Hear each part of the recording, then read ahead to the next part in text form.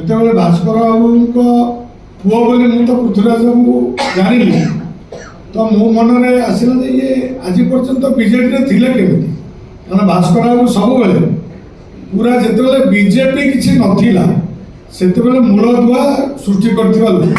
ଆଉ ପ୍ରଦୀପ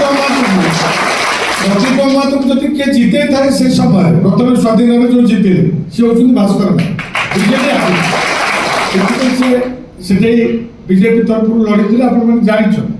ତେଣୁ ମୋର ଆପଣମାନଙ୍କୁ ଏଠି ସୂଚାଇ ଦେବାକୁ ଚାହେଁ ଯେ ଯେଉଁଟା ଯାହା ମନରେ ଭାବନା ଅଛି ସେଟା ସୁପ୍ତ ହେଇକି ରହିପାରେ, କିନ୍ତୁ ଦିନେ ନା ଦିନେ ପରିସ୍ଫୁଟ ହେବ। ତେଣୁ ଆଜି ଭାରତୀୟ ଜନତା ପାର୍ଟି କଳେବର ବଢ଼ିଛି। ଆମେ ସମସ୍ତେ ଜାଣିଛେ ମୋଦିଜୀଙ୍କ ନେତୃତ୍ୱରେ ବିକଶିତ ଭାରତ ବର୍ଷର ସଂକଳ୍ପନା ବର୍ତ୍ତମାନ ସେବା ପକ୍ଷ, ଗଛ ଲଗାଇବାଠୁ ଆରମ୍ଭ କରି ସ୍ୱଚ୍ଛତା ଅଭିଯାନଠୁ ଆରମ୍ଭ କରି ରକ୍ତଦାନଠୁ ଆରମ୍ଭ କରି ଯୁବ ମାରାଥନ ପର୍ଯ୍ୟନ୍ତ ମା ମାନଙ୍କ ପାଇଁ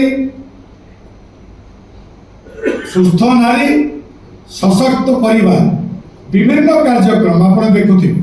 ଅତୀତରେ ମାନ୍ୟବର ମୋଦିଜୀ ଯେଉଁ ଯେଉଁ କାର୍ଯ୍ୟକ୍ରମ ନେଇଛନ୍ତି ବିଭିନ୍ନ ଲୋକଙ୍କୁ ବିଭିନ୍ନ ସମୟରେ ଛୁଇଁଛି।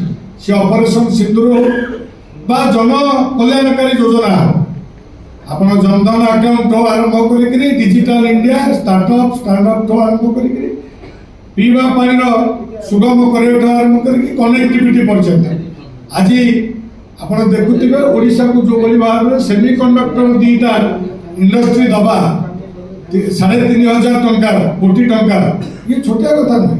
ତେଣୁ ଓଡ଼ିଶା ପ୍ରତି ଯେଉଁ ଭାବନା ମାନ୍ୟବର ମୋଦିଜୀଙ୍କର ଏବଂ ମୋହନ ମାଝୀ ଯେଉଁଭଳି ଭାବରେ କାମ କରୁଛନ୍ତି ଓଡ଼ିଶାକୁ ଆଗକୁ ନେବା ପାଇଁ, ତାହାର ଫଳ ନିଶ୍ଚିତ ଭାବରେ ସୁଦୂର ଦେଶରେ ହେବ।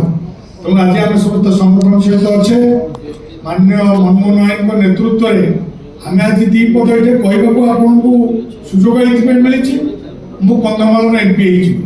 ବୋଧହୁଏ ମନମୋହନ ମାଝୀ ଯଦି ସେତେବେଳେ ମେଣ୍ଟର କଥାକୁ ଭାଙ୍ଗି ନଥାନ୍ତେ ମୋତେ ଟିକେଟ୍ ମିଳିନଥାନ୍ତା, ମୁଁ MP ହେଇଥିଲି। ତେଣୁ ସେଇଭଳି ନେତା ହେଉଛନ୍ତି ମନମୋହନ ମାଝୀ, ଯେ ସାରା ରାଜ୍ୟରେ ବୁଲିକିରି ପ୍ରତି ଜିଲ୍ଲାର ପଲ୍ସକୁ ଷ୍ଟଡି କରିଛନ୍ତି। କେଉଁ ଜିଲ୍ଲାରେ କିଏ କାର୍ଯ୍ୟକର୍ତ୍ତା କେତେ ଦିନରେ କାମ କରୁଛନ୍ତି କ'ଣ।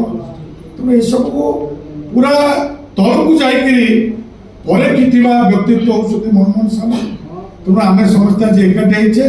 ତେଣୁ ଆଜିର ଦିନରେ ଆମେ ଯେଉଁ ଭାବନା ନେଇକି ଆସିଛେ, ମୁଁ କହିବି संगठन गढ़े चलो, सुपंथ पर बढ़े चलो, भला हो जिसने देश का वो काम सब किए चलो, ये काम सब किए चलो।